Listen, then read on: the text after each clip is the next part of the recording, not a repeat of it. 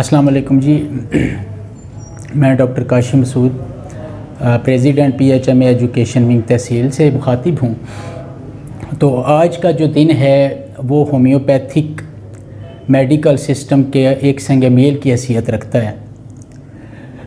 जब तक homeopathic system इस दुनिया में मौजूद है, ये दिन हमेशा के लिए एक यादगार के तौर पे मनाया जाएगा, क्योंकि इस दिन बानी homeopathic system doctor Christian Samuel Hahnemann का जन्मदिन है।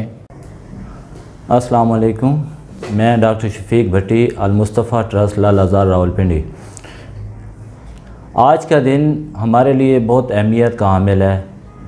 10 अप्रैल हानीमन डे के नाम से याद किया जाता है।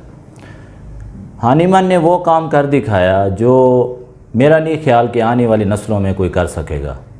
अस्सलाम वालेकुम, doctor Yasmeen from educational wing Rawalpindi से।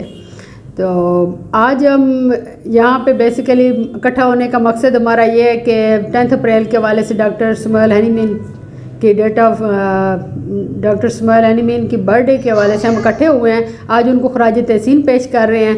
तो इस हवाले से हम आज केक सेरेमनी इधर करेंगे इंशाल्लाह और उनको खराज तहसीन पेश करेंगे।